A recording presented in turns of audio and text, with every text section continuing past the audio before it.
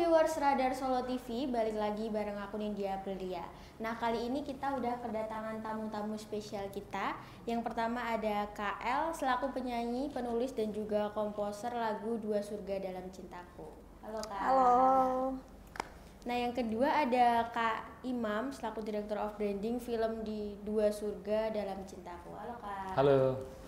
Nah, pertama-tama kita mau ngucapin selamat datang dulu nih buat KL sama Kak Imam di Radar Solo TV. Nah, ini baru pertama kali ke Solo atau gimana? Beberapa kali sih. Oh, udah beberapa kali. Udah sering main-main ke Solo berarti? Udah beberapa kali ya. Udah nyicipin juga kulinernya sama beberapa tempat hunting batik. Oh, hunting batik. Pecinta batik nih. Iya, pecinta batik. Kalau KL gimana udah? Belum ya beberapa kali tapi lebih sering lewat aja sih. Maksudnya yang wisata tuh belum sih. Paling cuman pernah kuliner 2 kali dan itu pun nggak banyak nyicipin makanan. Lebih kayak promo kayak gini sih. Nanti gitu. Cobain Kak abis ini kuliner apa? Di Solo. Terbaik apa di sini? Serabi. Serabi, tengkleng gitu. Oke. Kalau makanan tradisional bisa ke Pasar Gede itu banyak. Siap. Semalam udah sih makan tengkleng enak ya? Tengkleng. Nanti cobain lagi. Siap. Kak Aldi boleh ceritain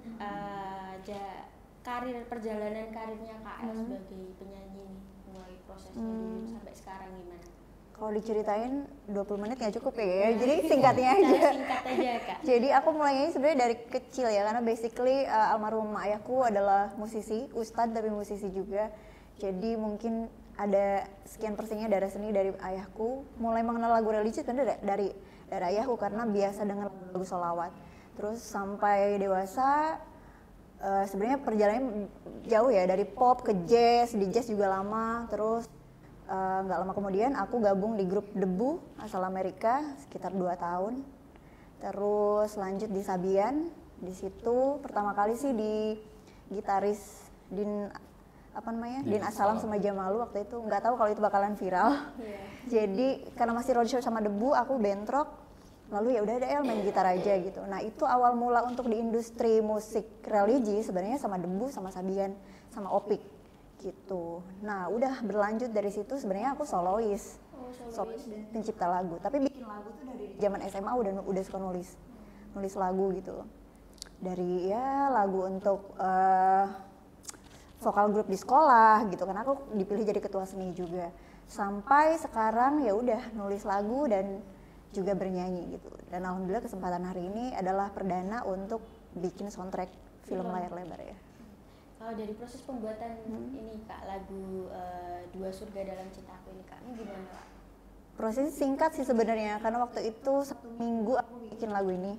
1 minggu untuk bikin lagu soundtrack film itu sebenarnya sebentar ya, karena proses mendalami ceritanya sendiri itu butuh waktu sebenarnya. Karena dari sekian banyak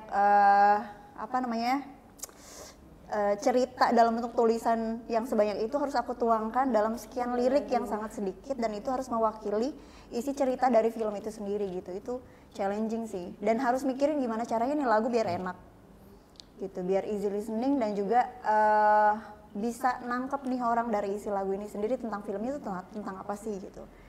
Jadi cukup singkat, cuman karena ini dirilisnya tahun ini, ya sedikit aku perbaiki lagi sih dari mulai komposisi musiknya dan lain-lain gitu. Oh, berarti dulu udah sempat dibuat terus sekarang diperbaiki. Iya, karena ini sebenarnya film yang tertunda sekian tahun yang sebelumnya, jadi baru dadakan juga dikasih kabar Januari bulan apa ya, tayang 21 Maret pertengahan gitu. Sedangkan untuk mengkompos sebuah lagu tuh butuh waktu banget ya gitu, untuk mau dapetin karya yang emang bagus banget gitu. Tapi so far ya not bad lah, insyaallah. Insyaallah, amin. Semoga bagus. Amin, semoga boom dan menyala ya. Amin. Menyala. Viral, amin. Nah kalau viewers Radar Solo TV ini pengen tahu apa aja nih Kak lagu-lagunya Kakak yang udah pernah populer ini? Boleh banyak sih. Beberapa. Banyak ya. Kalau yang paling viral mungkin ada Assalamualaikum 3 Bahasa, itu ditonton 70 juta di YouTube. Selebihnya selain featuring aku sama Sabian ya ratusan ribu aja sih gitu. Originalku banyak di YouTube, jadi jangan lupa di subscribe dan di share, dicek lagunya original Elis ada di situ. Nah, Buat Solo TV yang di Iya. Nah, kalau dari lagu Dua Surga Dalam Cintaku ini Kak, inspirasinya dari mana Kak? Atau dari baca skripnya itu? Inspirasinya udah pasti dari skripsi.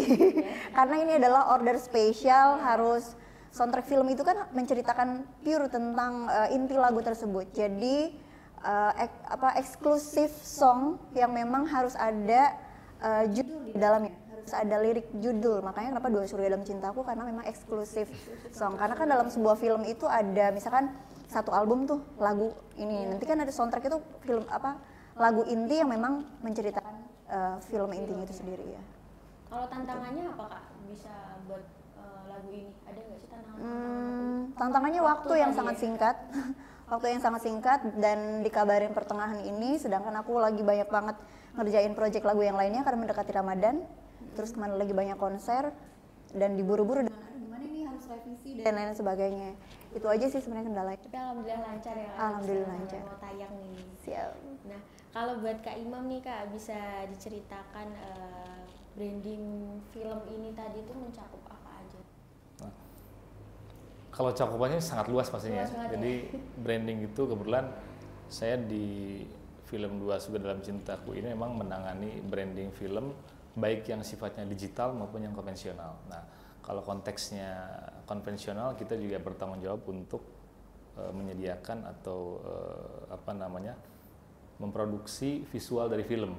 Nah, seperti misalkan materi promo film seperti yang di belakang kita ini, roll banner, kemudian poster film, official poster film, itu juga jadi bagian tanggung jawab sebuah branding film. Jadi inti dari divisi branding film ini adalah bagaimana memberikan, memproduksi satu karya untuk penguatan visual dari filmnya. Jadi salah satunya tadi tuh kayak poster film dan lain sebagainya. Termasuk kalau tadi di konteks digital itu kita yang bertanggung jawab pengelola media sosialnya, kemudian digital campaign-nya.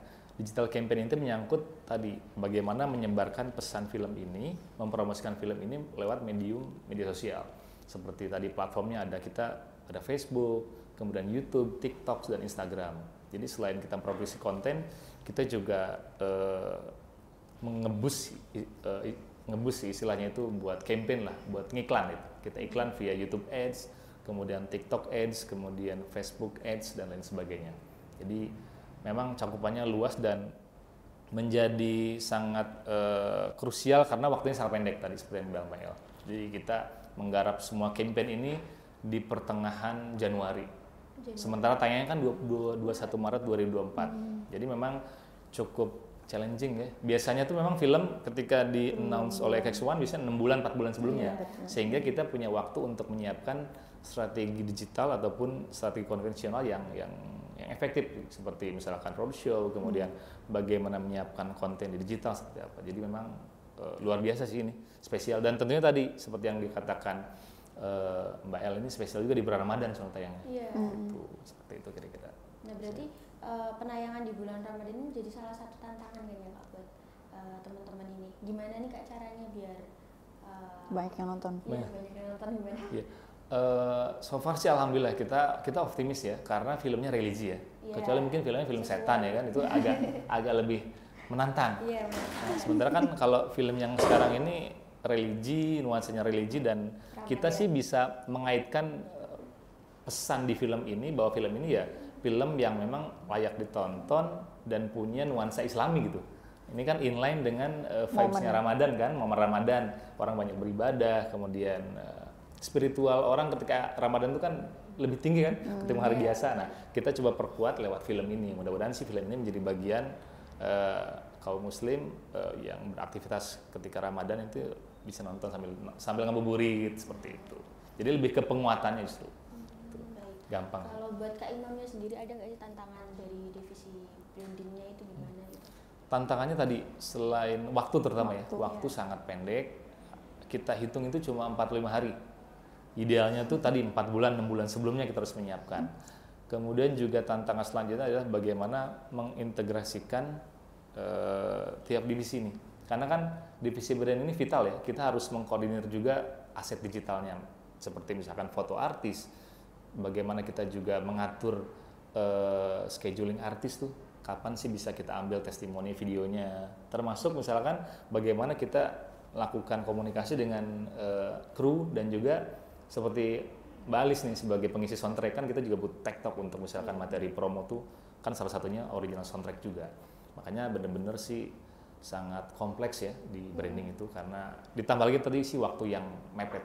Kalau untuk Ramadan juga memang jadi tantangan tersendiri karena perilaku orang kan ketika Ramadan sedikit berkurang ya ketika interaksi dengan bioskop lah ya. Cuma kan memang tadi kita punya opportunity karena film ini genrenya religi gitu, seperti itu sih kalau dari saya. Baik, kalau kita kan melihat saat ini nih warga Indonesia pada aktif nih di sosmed. Ada nggak sih salah satu trik yang kakak lakukan buat nge-branding film ini di sosial media? Nah, ini juga jadi salah satu keuntungan ya dengan perkembangan yang pesat di media sosial ya. Dulu kan mungkin medsos hanya sekedar jejaring sosial ya. Benar. Facebook, kemudian Twitter dan sebagainya. Cuma kan dalam 10 tahun terakhir kan medsos ini bermetamorfosis lah, jadi salah satu platform yang memang all in one gitu. Ada jualannya, ada brandingnya, selain jejaring sosial. Nah ini memang sangat cukup membantu ya dalam konteks film DSDC. Karena waktu yang pendek kita nggak mungkin menyusun agenda roadshow ke tiap kota.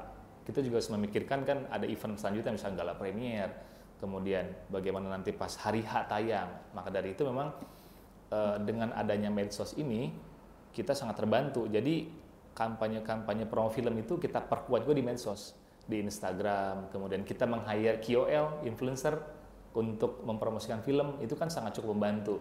Dulu mungkin orang lebih banyak pasang videotron di jalan raya, kemudian di spot-spot yang memang banyak dilalui orang. Nah, dan di era digital sekarang konsep memasang baliho besar itu bisa kita terapkan di medsos dengan beriklan di medsos, dengan kampanye konten di medsos, dan ini cukup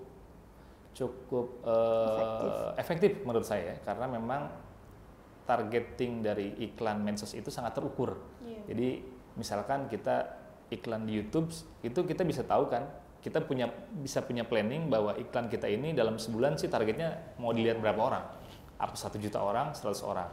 Nah misalkan salah satu konten kita yang diiklankan misalkan di YouTube itu kita punya target 1 juta dilihat orang dalam jangka waktu sebulan. Itu kita bisa set up. Misalkan marketnya tuh usianya misalkan 16 sampai 35. Kemudian domisilinya misalkan Solo, Semarang, Jogja. Kemudian iklan ini akan tayang di channelnya misalkan Raffi Ahmad, channelnya Helmi Yahya, channelnya Radar Solo misalkan. Itu bisa kita setting semua. Dan itu report dari iklannya juga jelas. Ini iklan ini tertarget apa enggak. Ini saya pikir yang sangat-sangat membantu kita di divisi branding untuk melakukan optimalisasi campaign digital campaign seperti itu. Baik Kak. Yang terakhir nih harapannya buat film Dua Surga Dalam Cintaku ini apakah boleh disampaikan ke tentunya film ini cukup menarik ya karena mengambil latar di Indonesia dan juga di Arab Saudi ya, di Makkah Madinah. Jadi memang sangat cocok ditonton di bulan Ramadan. Insya Allah nggak ngebatalin puasa gitu kan. Jadi film Dua Surga Dalam Cintaku ini harus ditonton teman-teman ya, dimanapun berada, dicek di bioskopnya di seluruh Indonesia. Kita juga akan tayang nanti di Malaysia, kemudian Singapura dan Brunei selepas bulan Ramadan, di bulan Lebaran. Jadi kalau nggak bisa nonton di Indonesia, kebetulan lagi traveling ke Malaysia, Brunei sama Singapura, bisa nonton di SDC di bioskop terdekat seperti itu. Buat KL? Harapannya udah pasti semoga banyak yang nonton ya gitu. Film religi semakin banyak lagi diminati di Indonesia karena Indonesia adalah negara muslim terbesar, dan juga ya harapan lainnya adalah karya aku bukan cuma di film ini aja, insya Allah akan ada di karya-karya film yang lainnya gitu. Nah terakhir lagi boleh nih Kak ngajakin viewers Radar Solo TV buat nonton filmnya. Oh, boleh. Mungkin penggalan lagunya coba di lagunya dulu ya mungkin ya. Iya, sambil ajakan nonton ya KL ya. Ref aja ya. Ref aja ya. Iya boleh. Biar nggak penasaran. Jangan nangis tapi. Ini lagunya tentang cinta segitiga ya. Berat. Ingin ku mencintaimu selamanya, menjagamu di setiap waktuku, bersamamu sepanjang hidupku, mengabdikan diri sepenuhnya untukmu. Meski kita tak bisa berdua selamanya, ku harap dia akan membuatmu bahagia. Ku bersyukur padamu ya Allah, atas dua surga dalam cintaku. Thank you. Tepuk tangan dong. Keren banget Kak. Jangan lupa nonton tanggal 21 Maret 2024 di bioskop sayanganmu di Indonesia. Assalamualaikum. Baik, viewers Radar Solo TV, jangan lupa nonton ya. Kita usai sampai di sini. Terima kasih dan sampai jumpa. Sampai jumpa.